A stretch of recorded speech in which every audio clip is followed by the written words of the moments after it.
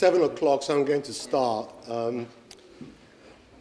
Your Excellency, Deputy High Commissioner, and other representatives of the High Commission, honourable members of Parliament, friends, ladies and gentlemen. First of all, I'd like to thank our parliamentary sponsors of this event for enabling us to use these excellent facilities at the House of Commons. I'm delighted to welcome our main speaker tonight, my very good friend, the Cyprus government spokesman, and a popular figure in the British Cypriot community from his days as Consul General at the Cyprus High Commission in London, Nikos Christodulidis.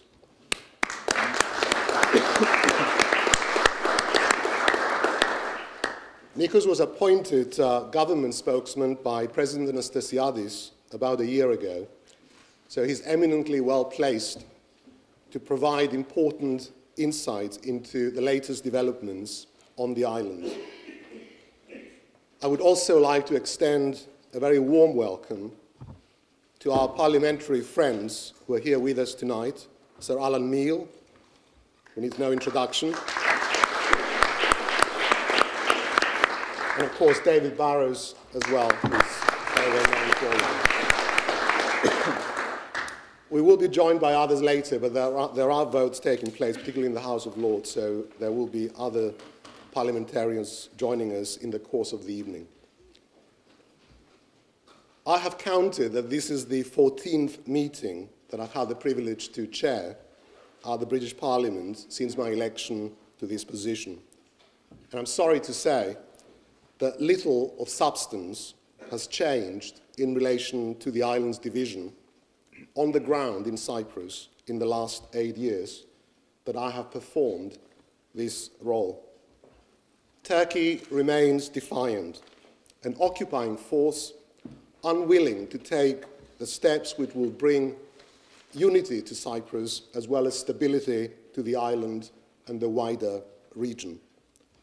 Not only does Turkey show no signs of changing its stance, it seems intent on undermining efforts to achieve a settlement, as has been vividly illustrated by its incursions into the island's exclusive economic zone in the last few months. The Cyprus problem is not an intercommunal dispute. It is essentially a problem of invasion and occupation by a powerful state against a small, vulnerable island. Cyprus has neither the military means. We have just been joined by Lord Ray Collins. Ray Collins, can you join us, please? It is essentially a problem of invasion and occupation by a powerful state against a vulnerable island. Cyprus has neither the military means nor the resources to stand up to Turkey's aggression. The contrast between the reaction of the West to what is happening in the Ukraine today and what has been happening in Cyprus in the last nearly 41 years, including Turkey's invasion of the island's waters in the last few months, is striking even by the double standards which permeate the international community's actions and behaviour. The only protective shield that Cyprus has is international law and the alliances it is able to form in its national interest. The island has no choice, therefore, but to follow a multifaceted foreign policy and to use its geostrategic location to maximise its leverage. No one should therefore be surprised by the development of the historic ties between Cyprus and Russia, for example, but this has to be viewed in the context of similar bilateral arrangements with the United States, Germany, France, and China, as well as Cyprus's obligations, which it honours as a member of the European Union. The United Kingdom, uniquely, of course, has sovereign military bases as well as a variety of military privileges on the island, and the two countries are fully engaged with each other on a wide range of security and military issues. There is no doubt that the United Kingdom remains a crucial player with historic treaty obligations to Cyprus, as well as responsibilities arising from its position as the island's partner in the EU, in the Commonwealth, and in the United Nations, and of course by virtue of its strategic alliance with Turkey. As such, we believe that the influence of British parliamentarians in the House of Commons and in the House of Lords, especially in the run-up to a general election, is of vital importance to the Cypriot diaspora's mission to help deliver justice for Cyprus. I would like to conclude by expressing, on behalf of the Federation and our community, our profound thanks and appreciation to all of our friends in Parliament. And we have two outstanding friends in the House of Commons who are here with us tonight, Sir Alan Meale and David Barras, both of whom have been staunch supporters of our cause for many, many years. I'm delighted that my good friend Ray Collins, former General Secretary of the Labour Party and now in the House of Lords, has also joined us. And he is somebody who understands the issue, and I hope that he will be a friendly voice in the House of Lords in the years ahead. I will end there. Thank you very much. And I would like now to give the opportunity to the Cyprus government spokesman to deliver his speech. Thank you very much. Honourable members of the Parliament, ladies and gentlemen, it is a distinct honour and pleasure to be at the House of Commons today, addressing such a distinguished audience. I truly look forward to a fruitful discussion and exchange of views. Before proceeding to my presentation, allow me to express my sincere thanks to the honourable members of the Parliament and to the President of the National Federation of Cypriots in the UK, Mr. Peter Drusotis, for their invitation. My presence here today is certainly timely. We are at a critical juncture in the Cyprus problem. Turkey, a candidate country for accession to the European Union, has escalated its illegal and highly provocative actions in our exclusive economic zone, as a result of which President Anastasiadis was left with no other option but to suspend the Greek Cypriot side's participation in the negotiations. Turkey's gunboat diplomacy in the Eastern Mediterranean is certainly not unrelated to the important geopolitical developments we are witnessing in our immediate neighbourhood and the political and energy transformation that is unfolding in the Eastern Mediterranean. Cyprus, an EU member state, uniquely situated at the crossroads of Europe, Asia and Africa, at the southeasternmost corner of the European Union, is at the front line of these developments. My presentation will concentrate on the following interconnected developments: the Cyprus problem, developments in the exclusive economic zone of the Republic of Cyprus and how it relates to Cyprus' regional role, and the economic recovery of Cyprus since the Eurogroup's decision of March 2013. I will tackle the issues in this order and will therefore embark on my presentation with the Cyprus problem. Negotiations for the Cyprus problem started following agreement reached between the two leaders on the joint declaration of February 11, 2014. The agreement was the result of extremely difficult and long negotiations. Our side insisted on the need to have this framework of fundamental principles for the negotiations and for the comprehensive settlement agreed at the outset, given that Turkey and the leader of the Turkish Cypriot community had repeatedly and publicly challenged the UN-agreed basis for negotiations. Moreover, it was important to ensure that the new round of negotiations will be meaningful, structured, and results-oriented, with all chapters of the Cyprus problem discussed in an interdependent manner. The agreement of the joint declaration certainly created a momentum. Shortly after, in March, negotiations started both at the level of negotiators and at the level of the leaders. The first phase of the negotiation was the so-called screening phase, during which each side presented orally its position on all chapters of the Cyprus problem. The first phase was completed by mid-April, and the second, more substantive phase of the negotiations began in early May and consisted of each side submitting written proposals on all chapters as provided for, in fact, by the joint declaration.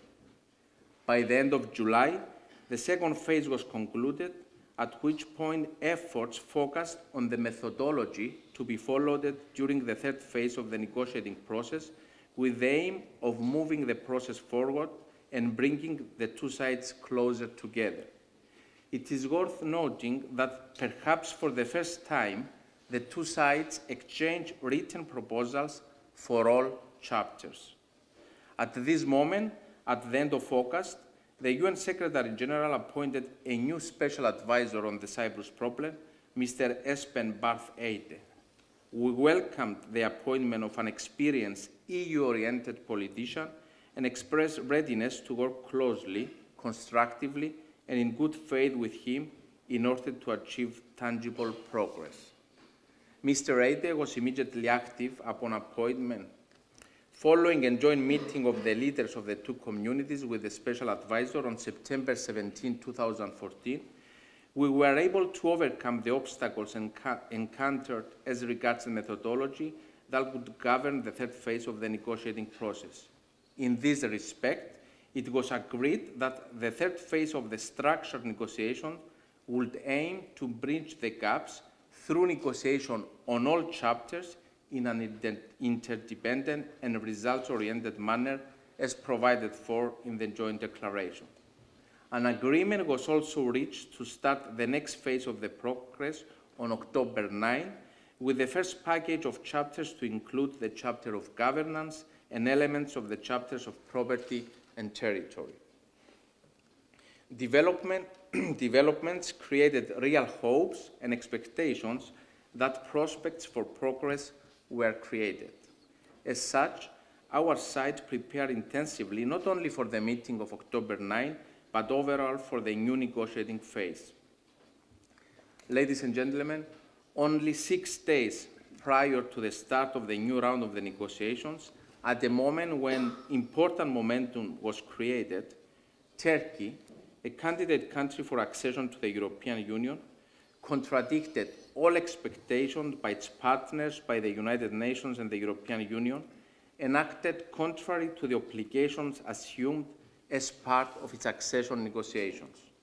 On October 3, Turkey issued a navigational telex, a NAVTEX, through which it unlawfully designated and reserved a large area within the southern part of the exclusive economic zone of Cyprus for seismic surveys in search for hydrocarbon reserves. On October 20, and despite efforts undertaken by us and by some of Turkey's partners, Ankara escalated its provocation by implementing the NAVTEX. The Turkish research vessel Barbaros, followed by 2 support vessels as well as a warship of the Turkish Navy, illegally entered the area's reserve, where they remain until the end of the year. I would like to emphasize that Turkey did not limit itself to areas that it considered as contested with the Republic of Cyprus. With the pretext of protecting Turkish Cypriot rights, Turkey carried out seismic research in the southern part of the exclusive economic zone of the Republic, which includes blocks allocated to European and international companies for exploration and exploitation of our natural resources. It is abundantly clear that Turkey's actions in the middle of the negotiations for a comprehensive settlement serves only to seriously undermine the negotiating process and raise more serious doubt as to Turkey's commitment to reaching a settlement and contributing concretely to this direction. It is worth pointing out that at no point during the negotiations for the joint declaration, nor during subsequent negotiation, was the issue of hydrocarbon raised, and this for a very simple reason. Turkey knows very well that the Turkish Cypriot community's rights are safeguarded through the convergences reached by the two sides in the previous round of negotiations and confirmed during the new round of negotiations which started following the joint declaration of February 11. Turkey's true intentions with regards to its action in the Cypriot exclusive economic zone are revealed by the fact that although Turkey is not party to the 1982 UN Convention of the Law of the Sea, it concluded delimitation agreements with Russia and later with Bulgaria and Romania with relation to the Black Sea on the basis of the median line as provided for by UNCLOS, while in the case of the illegal continental delimitation agreement that was reached with the agreement that we don't recognize and was reached with the regime in the occupied areas in 2011, Turkey refused to accept the median line principle so as to serve its own interest. This is merely one example of Turkey using the excuse of safeguarding the rights of the Turkish Cypriot community in order to promote and serve its own interest. Turkey's illegal activity in the exclusive economic zone of the Republic of Cyprus amounts to an unacceptable effort to blackmail and exert pressure on our side, violating the principle of negotiating on an equal footing. Turkey's actions should not be of concern solely to Cyprus. They amount to a flagrant disregard of international legality and contribute towards raising tensions in the turbulent region of the Eastern Mediterranean and the Middle East. We have repeatedly posed the question, both to Turkey and to its partner, as to why Turkey chose to provoke in such a manner just 6 days prior to the start of the third, most substantive phase in the negotiations. We are yet to receive a convincing explanation. Under these conditions, and despite our sincere desire to reach a settlement, we were left with no other option but to suspend our participation in the negotiations. It is inconceivable for a side in any negotiation to be expected to negotiate under the threat of use of force. We cannot and will not tolerate the contestation and violation of an EU member state sovereign rights, nor will we accept Turkey's attempt to equate its illegal actions in our exclusive economic zone with the legal actions of the Republic of Cyprus. At the same time, the Greek Cypriot side has made it abundantly clear that it is ready to return to the negotiation, provided that Turkish provocations cease. In fact, despite the fact that it is Turkish actions that have caused the current stalemate in the negotiations, it is our side, and this is another indication of our commitment to resolve the Cyprus problem, that is exerting all efforts to create the condition that will allow negotiations to resume. President Anastasiadis, concretely in demonstrating his commitment to returning to the negotiating table, put on the table a number of proposals that would allow the negotiations to resume.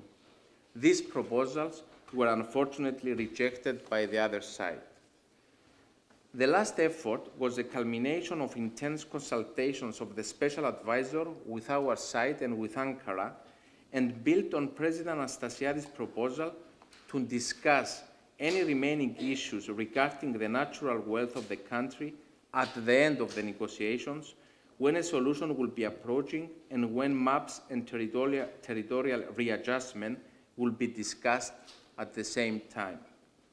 We were informed by the UN that Turkey will be willing not to renew its NAFTEX and withdraw Barbaros, provided that both in public as well as during a joint meeting to be held with the leader of the Turkish Cypriot community, the President reiterated the position he had conveyed to him.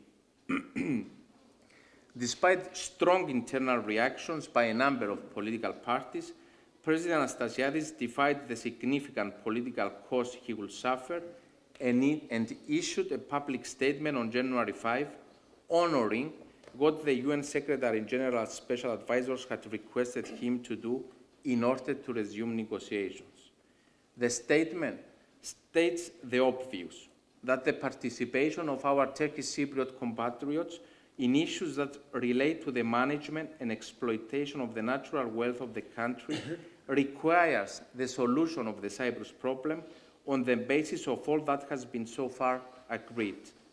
The statement also notes that all pending issues on which agreement has not been reached could be discussed in the final stage of the negotiations when the territorial adjustment maps will be submitted and if the talks are in the final course for a solution. Unfortunately, and despite the assurances we had received from the special advisor, the following day, January 6, Turkey renewed its NAFTEX, rendering it impossible for our side to participate in negotiations for the solution of the Cyprus problem. Mr. Reide publicly acknowledged President Anastasiadis' move, noting that the ball was now in the other side's court. Given that this discussion takes place among friends, I will admit that we expected others, particularly countries that wish to have a role in the efforts to resolve the Cyprus problem, to also recognize publicly the President's positive action towards the resumption of negotiations. It is in the framework of these developments that President Anastasiadis' visit to Russia took place between March 25 to 28. The visit was part of the long-standing practice of keeping all permanent members of the Security Council duly and equally informed on the latest developments. Russia cannot be an exception. President Anastasiadis has repeatedly emphasized that the reorientation of our foreign policy based on a comprehensive and outward-looking approach will not be at the expense of our traditional relations with Russia. A small country like Cyprus, with 37% of its territory under military occupation by Turkey, cannot afford to ignore any of the permanent members of the UN Security Council.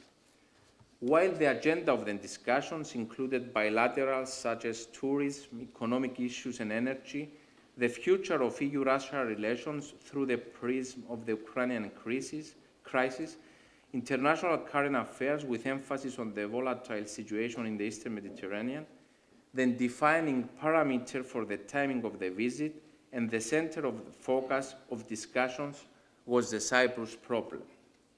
Russia's role as a permanent member of the Security Council is crucial for Cyprus, particularly given that Russia assumes traditionally a proactive and supportive role in the Security Council when discussions on Cyprus are taking place. The UN Security Council resolutions form the backbone of our efforts to resolve the Cyprus problem, and as such, the Security Council is for Cyprus a body of vital importance. This is particularly the case given that we often face difficulties with the stance adopted by other UN Security Council permanent members. An important dimension to this official visit is the excellent bilateral relations, especially during this recent period between Russia and Turkey.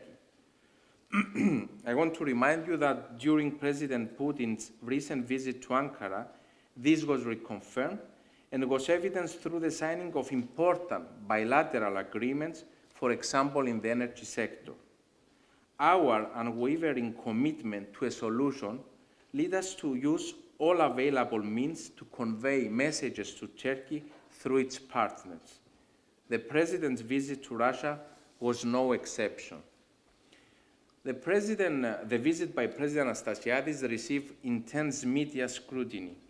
Unfortunately, a lot of it was guided by misinformation, particularly as to the agreements signed. Surprisingly, Prime Minister Renzi's recent visit to Russia, the Italian Prime Minister, during which public statements were made stressing the strong partnership between the two countries and the close economic relations between Moscow and Rome, did not receive such media scrutiny.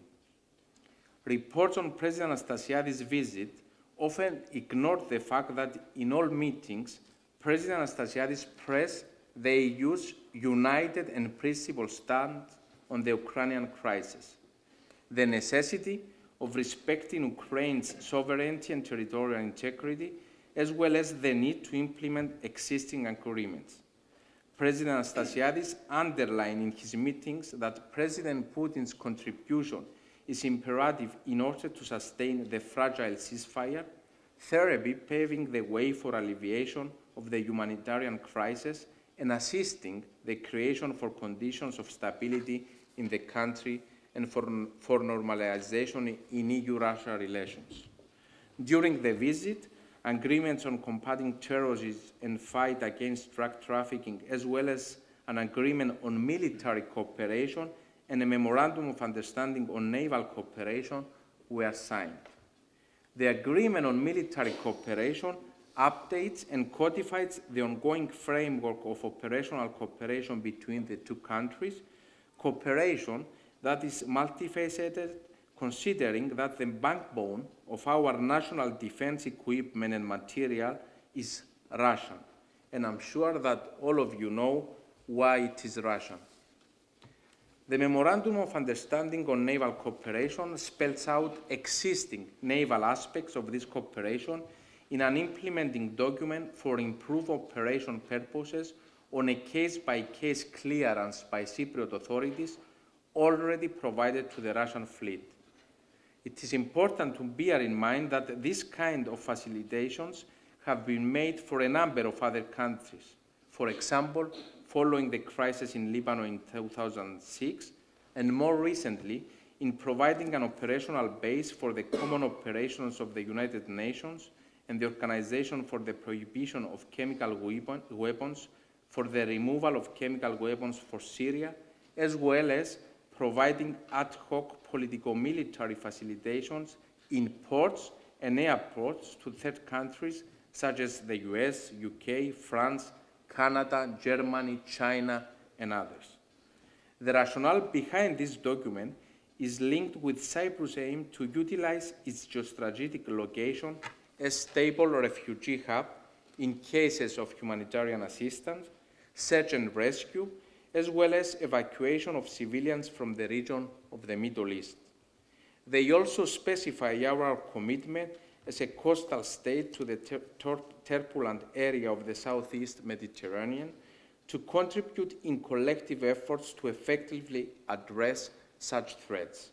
In fact, as a coastal state, Cyprus has an obligation to provide naval and other facilitations and promote naval cooperation, especially in the Eastern Mediterranean. I will probably receive a number of questions on the Russian visit, and I will directly reply and honestly to all of them. Allow me to make one last comment before concluding this part of my presentation. Solidarity among partners is a two-way street. On the issue of Ukraine, Cyprus has consistently participated in the EU consensus, actively supporting the EU position, even though it has entailed a significant cost for the Cyprus economy at a time when it is recovering from the blow suffered by the March 2013 Eurogroup decision. We expect the same solidarity from our EU partners on issues that are of vital importance to us, such as the violations of our sovereign rights in our exclusive economic zone. While we have received support from a number of member states, it is highly disappointing and regrettable that this is not the case for all EU member states. The EU and our partners should ask themselves what it says about the credibility of the European Union and whether it is acceptable that there was such a strong reaction by the European Union vis-à-vis Russia in the context of the Ukraine crisis, while the EU has opted for a very cautious approach when it comes to Turkey's, a candidate country, actions in Cyprus, an EU member state. Ladies and gentlemen, despite being a divided country under occupation, Cyprus has actively and steadfastly pursued a central and decisive role in promoting security and stability in the region of the Eastern Mediterranean. The Arab world in general and the Middle East in particular are Cyprus' immediate neighborhood. Cyprus is a well-trusted partner in the region. By virtue of its proximity, historic good neighborly relations, and justified special interests, Cyprus has a natural and catalytic role to play in contributing to security and stability in the region. Stability that will allow the implementation of European regional and security policies. In essence, Cyprus is seizing these advantages, thereby becoming a credible channel of communication between the European Union and these countries in a manner that can facilitate understanding and cooperation. A dimension of this development is the key role Cyprus is playing in tackling terrorism. Cyprus supported from the very beginning the coalition against ISIS and is contributing in the efforts of the international community in every possible way. In several cases, vessels carrying illegal cargo which departed from a terrorist-controlled area or were aimed for sanctioned entities in Syria were either intercepted or monitored by the competent Cypriot authorities in close cooperation with our strategic partners in the fight against terrorism. Cooperation and solidarity by the international community against these threats is crucial. Regrettably, not all states in the region are playing the role they should be playing, and this has been detrimental to the international community efforts to counter terrorism. Cyprus is playing an important role in building regional cooperation and synergies with the countries in the region. Upon initiative by Cyprus, 2 trilateral cooperation mechanisms have materialized in the last year, which include 2 of the key players in the region, as well as a second EU member state. The first is a trilateral cooperation between Cyprus, Egypt, and Greece, and the second between Cyprus, Israel, and Greece. The common denominator for the countries that participate in this cooperation mechanism is the understanding that these arrangements could serve as a model of regional dialogue, contributing to the consolidation of peace, stability, and prosperity. They are essentially a tool for achieving greater understanding and cooperation both between the countries in the region and between the region and the rest of the world. The agendas include issues that vary from energy to maritime cooperation and tourism, and they are open to any country in the region that wishes to participate. No one is excluded from this cooperation mechanism, and they are not directed against any country. Of course, a sine qua non for participating and achieving the cooperation objective is a good neighborly relations, respect of international law, as well as mutual respect for the sovereignty, independence, and territorial integrity of each other, and for the principle of non-interference in the internal affairs of sovereign states. At the same time, it is important to note that these trilateral cooperations are undoubtedly related to the discovery of hydrocarbons in the Eastern Mediterranean. Significant reserves have been discovered in the exclusive economic zone of Cyprus. The involvement of energy giants such as the French company Total, the US company Noble, and the Italian-Korean consortium Enicogas that have been granted hydrocarbon exploration license in blocks of the Cypriot exclusive economic zone provide evidence of the great potential waiting to be tapped. Confirmed reserves are already very important for Cyprus, while we expect results from ENI's activities in our exclusive economic zone very soon. Cyprus is pursuing its energy policy in accordance with the United Nations Convention on the Law of the Sea, and it's implementing it around 3 strategic goals. to shield the geostrategic, geopolitical, and geoeconomical role of the country, to contribute to enhancing the security of Europe's energy supply through the creation of a third corridor, and to diversify Cyprus' energy mix. We are working with our neighbors, with our partners, in full respect of international law, with the vision of creating a region of peace and stability, building commonalities and strategic interests. The hydrocarbon discoveries in our exclusive economic zone have the potential of transforming the island into an important pillar for implementing the EU's policy to enhance energy security by securing alternative supply corridors. Our vision is that the hydrocarbon reserves in the Eastern Mediterranean will help create a region of unity, peace and stability, focusing commonalities and strategic interests for the greater common good.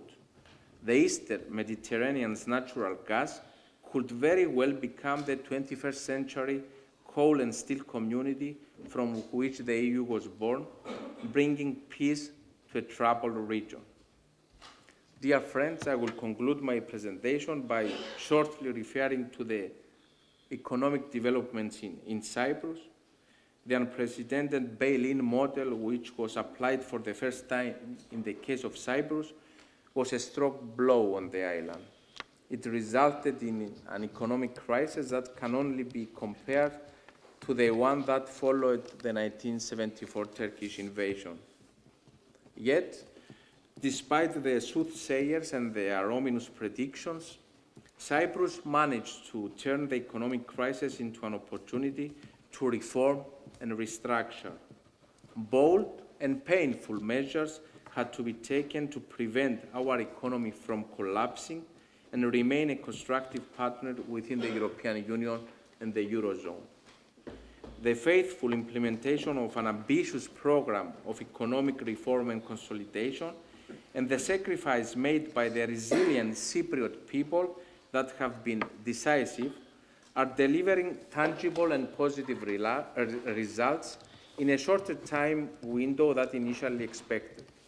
So far, we managed to successfully complete 4 positive reviews, while we expect the outcome of the 5th review that will confirm that our program remains on track. The long recession seems to have run its course, and we expect modest growth as of this year.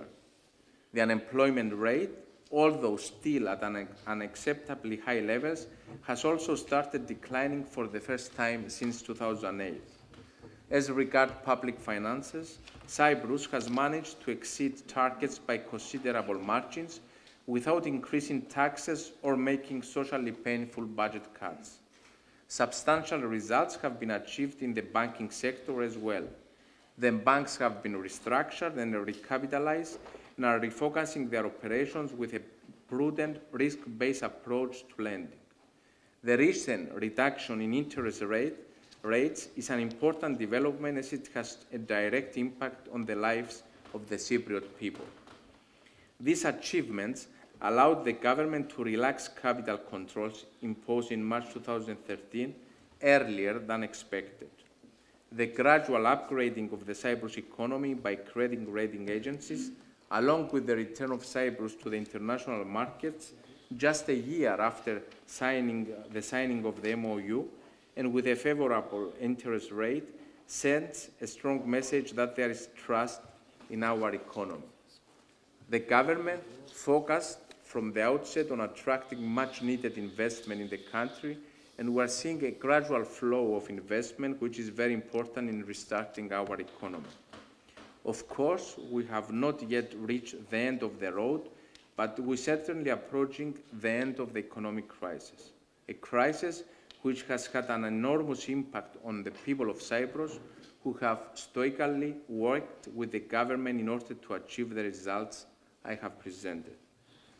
Honourable members of the Parliament, dear friends, I'm adamant that a settlement to the Cyprus problem would not only be of benefit to Cypriots, but will also prove to be of great value to the development of EU-Turkey relations, including security dimension relation with NATO, to Turkey itself, as it will provide a much-needed diplomatic success, particularly given that the Cyprus problem appears to be easier to solve than other serious problems Turkey is facing with its neighbours, which have challenged the zero problem with neighbours dogma, and to the international community, as it will facilitate the efforts of the countries in the region, including Cyprus, to fulfill and enhance their geopolitical role and create a much-needed environment of stability and peace in Eastern Mediterranean, including on energy-related energy issues.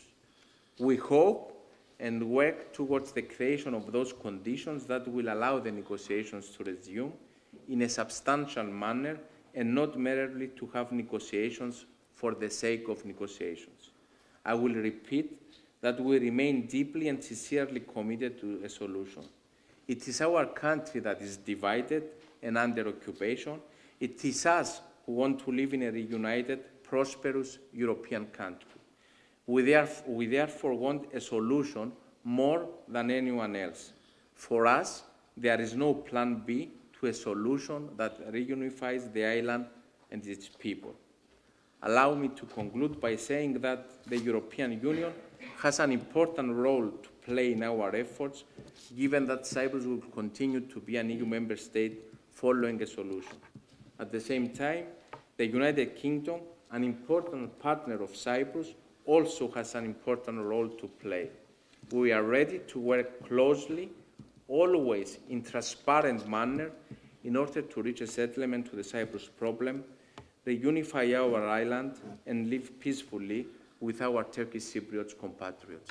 Thank you very much. I would like to acknowledge the presence here of Catherine West as well, who is sitting right at the end. Catherine is a prospective parliamentary candidate in Hornsey and Wood Green, and delighted that she's here with us. She's a very active PPC, because this is a constituency I live in, so I see on a daily basis how active you are, Catherine. Who wants to go first? Sorry, next. I mean.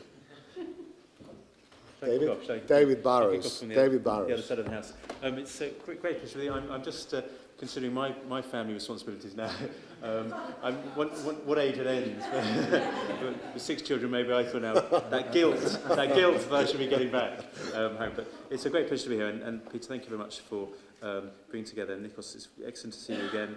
And thank you very much for your wide-ranging speech, which touches on issues affecting Cyprus and the world as well. And I think it's important, and we're all friends of Cyprus here, and we're cross-party concerned. You know, we would be agitating, I know that colleagues here were agitating under the previous government as well for the government of ministers to step up, and that's something we all want to do, and increasingly so. But I think the point that you mentioned, and when we're dealing with the challenges facing Cyprus and beyond, is this is an issue that shouldn't go away. It shouldn't just be a Cyprus issue. It shouldn't be a Cyprus problem. This should be an issue of human concern for us all who are concerned about human rights and justice. And what I'm agitating for, as much from my government and as we move to a new parliament where hopefully my government are still there, is very much seeing that it should be a priority that affects us all. You mentioned, and it can't go without some irony, the visit of President Anastasiades, and I fully respect the need to ensure that there's contact and there's good relationships with all Security Council members. But the irony that I pointed out in a recent question, one of the last opportunities to ask the Foreign Secretary, was the fact that the focus of questions was on what is happening in relation to Ukraine, was the reality that all the focus and attention on what's happening in Ukraine for a country that's been occupied and facing division in 1 year, and the reality is that Cyprus is facing that not just for 1 year, in a European country, but for over 40 years now. And that's the reality and the harsh reality that we will need to address. It's what needs to see as a priority from the Foreign Office and from ministers. And that's what we're urging to happen, is that priority. I think the tendency is, and it's something that's lapsed in some ways, is where is Britain's responsibility in this whole process? And we all urge Britain to take its responsibility seriously as a guarantor power. We saw, as it happens, Britain taking its natural responsibility in terms of the economic crisis, and you referred to how the great efforts that have taken place to ensure that Cyprus is on that road of recovery. And I was speaking just before the meeting to the Permanent Secretary of the Treasury, Mr. McPherson, who reminded me that the top man came to Cyprus to help support. He returned there again recently to show not just the words, and we've all been here for a while in meetings over years. You want action, and not just words from us politicians. And it was welcome that the government did actually show their friendship by sending a top official to help provide technical support. Actually, Foreign Secretary Haig was the first foreign minister that called to President Stasiadis next day after the Eurogroup in order to... Yes. Yes. And we are grateful for that. Yes, and what the point I want to say is that level of support from Britain needs to continue in relation to helping to support the solution, a comprehensive and just solution. And we need to get to that point, that level of support, because what we do have presently is a reality where we talk about Cypriots solving the solution, quite rightly so. We don't want a suggestion of outside powers coming in and imposing their will.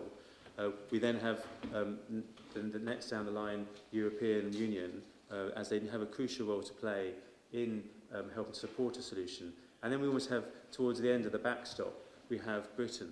And I think that's not right. I think Britain needs to be ready to be much more proactive in seeking a solution. We have a heavy burden and responsibility, and new members of Parliament coming as well, to ensure that it is an absolute priority in the new Parliament. I'm committed to that, and my colleagues are, to make sure that we see that Cyprus is a European issue that needs proper respect and attention, but also a wider issue of humanity.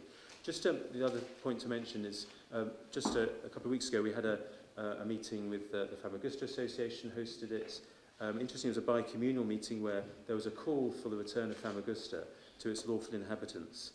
And that's been raised. I've just had a question back today from the European Minister saying that he himself says, these are words of the European Minister who apologises himself for not being, he said, "I understand the strength of feeling about Varosha, the present state of which reflects the consequences of continued division of Cyprus, and we fully support all relevant Security Council resolutions," and they've raised the issue with the Turkish Cypriots and with the Turkish authorities, but remain convinced that a comprehensive settlement is the best chance of resolving this complex issue. We have ready and tabled down, ready to ensure there's a substantive motion of this House to reflect the European Parliament's declaration in 2013, that we can come together as a new Parliament and have it down there as the first item on the agenda of what is a backbench committee, to make sure that we have a substantive motion. That is down there, ready to be tabled. We've applied for a debate to be the last one of this session in Parliament, to see Famagusta as a way of trying to really unlock what is the great potential for Cyprus to be a united island for the benefit of Cypriots, for the benefit of Europe, and for the benefit of us all. And perhaps, because it'd be interesting to hear your comments back on particularly how we can move as such an obvious confidence-building measure, the issue of Russia. Thank you.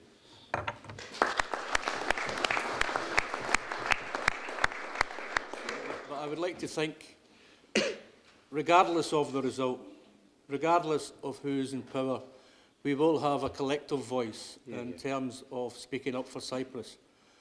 And whether I am returned or whether I'm not returned, I will and always will remain a friend of Cyprus, and particularly because I have made such many valuable and real good friends since I became involved in Cyprus, so that won't change.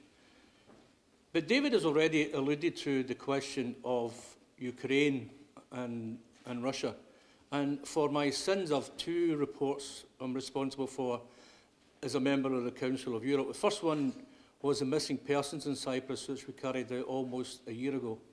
It's certainly our intention to revisit that report to see what progress, if any, has been made, because I take the view that it's really important that when we produce a report, that we evaluate the process and the value of that report, and rather than leaving it lying in some shelf in Strasbourg, that we go back and see what progress, if any, has been made. And if there hasn't been any progress made, then we need to find out why and then perhaps take a different tact. For my sins, I am now also responsible for the missing persons in Ukraine, and I'll be visiting there next month, or sorry, after the election in May. I've already been to Ukraine and seen some of the travesties that's going on there, and it is pretty depressing to see what's happening. But like David, we pose the question, if it's wrong for allegedly Russia invading Ukraine and all the sanctions and all the international sanctions against Russia for allegedly invading Ukraine, why is there not the same sanctions? Why is there not the same international despair about the invasion of Cyprus by Turkey? So there has to be some sort of consistency from whichever government is in power at Westminster. So it's a case of, I think we just need to keep making the case for a united Cyprus. I really don't understand why Turkey is so determined to retain where they are. I'd have thought they had more pressing issues in Turkey, in particular in the border between Turkey and Cyprus and Syria, to deal with and let Cyprus grow and develop. And in terms of growth and development, I'm absolutely delighted to hear that Cyprus has turned the corner in terms of economics, and it looks as if we're on the road to recovery. But I hope that recovery doesn't happen too quickly, because I'm going on holiday in Cyprus in May, and I'm just hopeful that the prices are still, still a bit reasonable. But after that, you can make all the growth that you want.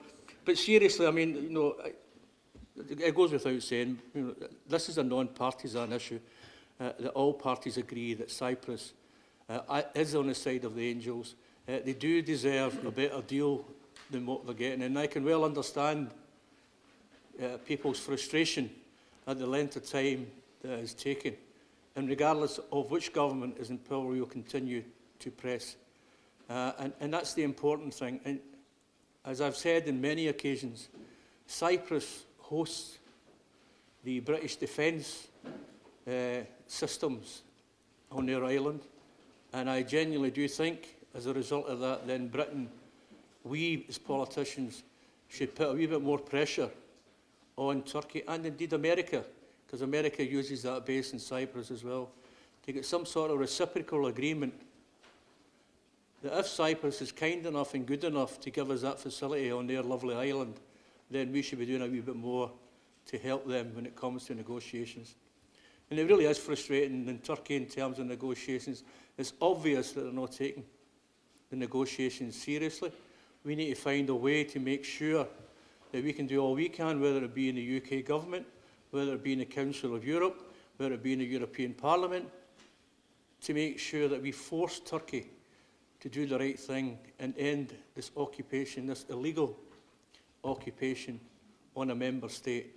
And I will never tire of saying that to those people who support Turkey and indeed the invasion of the island since 1974. So, as I said at the beginning, regardless of who comes back to this place, I would obviously like to come back because there's quite good money. So it's important that we do all we can when we come back, whoever it is that's coming back, that we continue to fight for Cyprus. I know I will certainly not give up, regardless whether I'm elected or whether I'm not elected, in terms of supporting and fighting for the cause in Cyprus, because it is a just cause.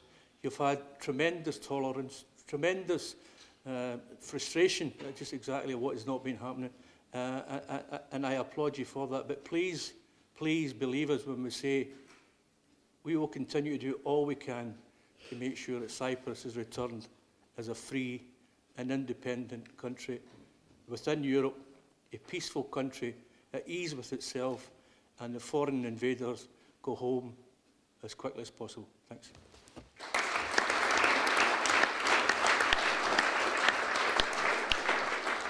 Ladies and gentlemen, what a privilege it is to follow on from my colleagues, as has been said by the Chair. Sometimes in this place we lose our way a bit, and it brings us back together when we work cross-party with people who have real commitments to certain things. And as we head into the general election, we've had 3 candidates up here tonight. One is from a different party than my own and from the others on this platform. But the people of their constituents, who are Cypriots, would be fools if they didn't return them, because we need them in this place. We really, really do. And if we're going to get the battle for change, and I'll probably get in real trouble for that, but I don't care really. And I think if you can do your best in London, wherever, to ensure that occurs, you'll be doing the cause a lot of good. Can I also tell you and apologise for why there isn't a lot of MPs here tonight? The first reason is that Wednesday nights are sometimes early nights. And because we're heading towards a general election, MPs try to head home to Scotland and the north, wherever it is, because on a Thursday they go straight back into the campaigning to try and get re-elected. So that's one of the reasons why. The second reason is that although the date isn't correct, in parliamentary terms, today is a very, very important day because it's the anniversary, the celebration of St. Patrick. For parliamentarians, it's today. And there are functions on at the Irish Embassy and in other members' constituents. So they went back to their constituents tonight when they got off to enjoy in those celebrations. But I don't know whether you know it, there are at least 80 members of parliament that have an Irish background, and at least 200 more who claim to have. But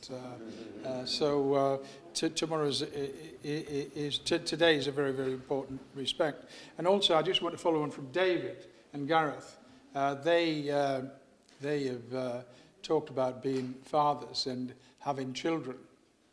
And like them, I myself had a young daughter, 3-year-old daughter, who was equally engaged today, because I don't know where else, you know, this week is Cheltenham week.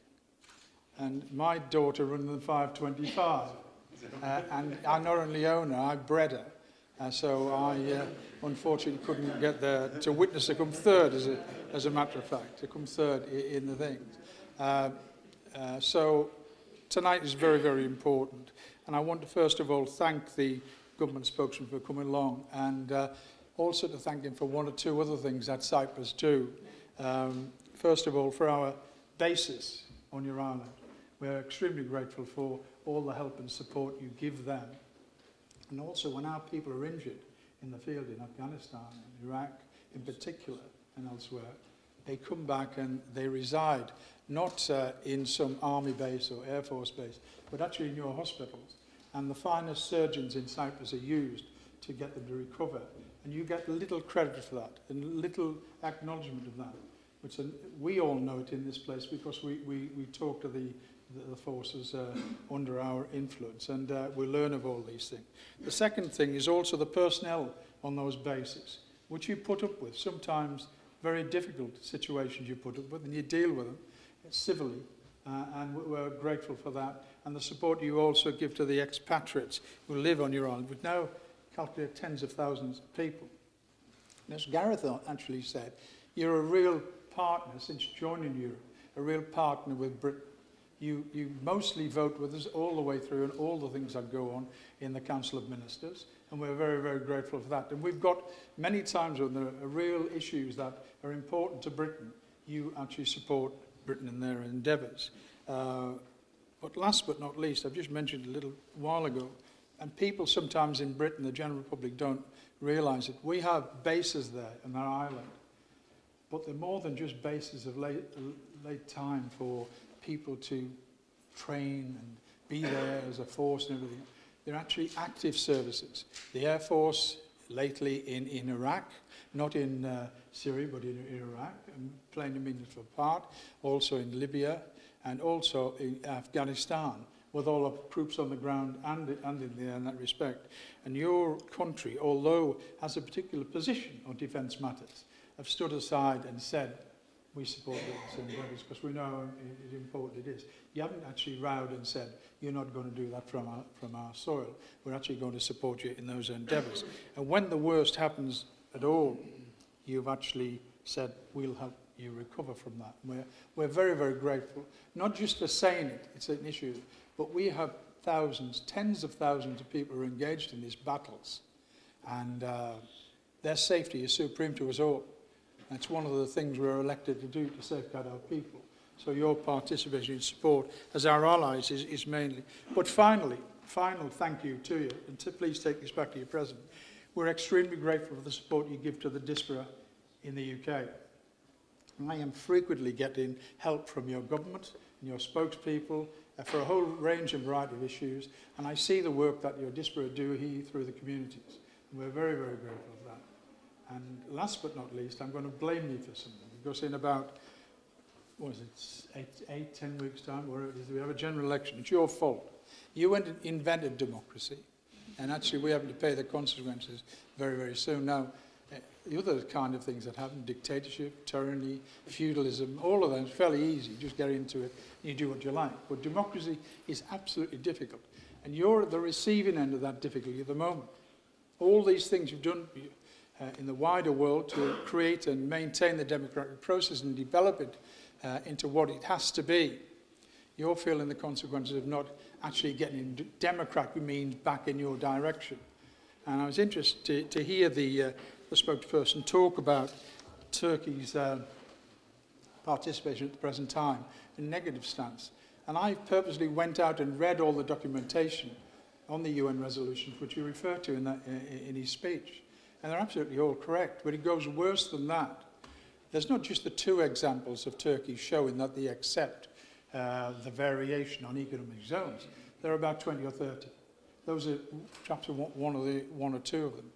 But the other fact of it is everybody else has. And in respect of the zones, in the noble zones in the grid, on the UN Maritime Zone, sections 9, 10, 11, 12 and 13, perhaps half of 9, half of 13, the most productive areas so far found on that grid, in terms of oil and gas, are the most productive, possibly the most productive. And to retain opposition to allowing Cyprus to not only try and get that benefit for their nation and Europe, and to consider themselves doing the same for that, is an absolute outrage. It's an outrage in not only Cyprus terms, but in world terms, because those grids have actually been agreed over many, many years of establishment. And nobody has, until recently with Turkey, nobody has actually countered the evidence in that at all. And it's very, very important, because it's not just Cyprus's oil, it's Europe's oil. You're in the family of Europe. And what is the point of being in a family if you don't all stick together and safeguard one another? And I've said this before, and I'll say it again, perhaps Europe itself hasn't been as forthcoming as it should be. It stood back on occasions and actually said, others will do it. In this instance, we're quoting back the UN map grid for maritime ownership. But actually, what about using European forces to go into Cyprus to be the safeguarding element, rather than UN, from Argentina, wherever, Australia, whatever? Why aren't the European troops in there? Because then it would become very, very much more difficult for an applicant country to the EU to see that they're facing EU forces on the ground in Cyprus. And I'm not saying that we should do away with the bases. I support the bases there. But I say that there is room, there is manoeuvre. There are already other accommodation available for the rest of Europe to play a more meaningful part in this family of people that have got together. And I think, as I say, it's about time that we actually did it, because it's not just about oil and gas. It's about a whole range of other issues which wouldn't be tolerated in any other way. Jim has just referred to Russia and the Ukraine. But what about Kuwait? What about when we went in with Desert Storm? And when we were helped in Cyprus by that? All the help we gained from that to go back and reclaim Kuwait, because it was a sovereign country which had been illegally invaded and occupied. Why not Cyprus? Why not? I'll tell you why not. It's a trading base of 85 million people. That's what it's about. It's about money. It's about greed, if you like. It's about trade. That's what it's about. And people are saying, if we don't trade with them, don't keep them, you don't do all the rest of it, then it all falls apart. But, you know, I remember Clinton. I used to work in the Deputy Prime Minister's office. In fact, he used to head it up. And when we were in government, I remember receiving phone calls from Clinton. And he said, please, please, please get the socialist group in Brussels to sign up to the trading place for Cyprus, for Turkey, to be allowed to trade into Europe. And we said, no, we're blocked all the way through. And I actually went to Brussels, flew to Brussels and met Pauline Green. He said, you have to do it. Clinton said it's been agreed generally. And I said, I'm totally against it, but we must do it because they're saying if you do that, we'll negotiate for a settlement. And everybody's convinced. And actually, it never happened. It was yet another marketplace which occurred where things were said that were going to be done, but they never given. No ground is given the other way. And I just say, international negotiations are always and have to always be two ways. And Cyprus has been let down by European countries, by Britain, and the rest of it. I mean, we're now in the 40th year. We are one of the guarantor powers. And yet we still sit sometimes with our eyes on the Turkish desk and that part of the Middle East desk in Southern Europe. And we think, you know, it's just a question of time and a bit of negotiation. It isn't. We have to show more strength, more earnest, more angst in what's going on and say it's not credible, it's not worthwhile. Because there are other things, and I'm grateful especially to Jim in respect of that. The work he's done on the missing is phenomenal. It's absolutely fantastic. When we were in the Council of Europe some time ago, and we fought to get him to that position, to be the rapporteur for the whole of Greater Europe, 47 countries, we said, A, he wants to be the one for Cyprus, and B, he wants to be the one for the whole of the missing people in Greater Europe. And he did such a good job on the first one that he was overwhelmingly elected when it came to be published. But, you know, the work he did was phenomenal. And what's happening since that excellent report has been uncovered? The Times has visited Cyprus and talked to the people in the field, in the UN bases, in the laboratories and everything there, incidentally, which are part coped by British personnel from the War Graves Commission down in Maidenhead, rather. Half of the team there are from there, specialists in the field. And yet, they're not now allowed. Yes, there's been some movement in that people can now visit the north, but they can't because they're now not allowed to search those lands, which they know people are buried in, to recover the bodies. And when I asked the question in the laboratories the last time he was there and I was with him, I said, what do you think the cause of death in all these cases was? And he said, well, you know, it's a whole variety of reasons, but there's one which predominates. And I said, what's that? He said, if you look at the skulls, they've all got a hole in the back of the head. And there was 450 there when we last visited and calculated all this.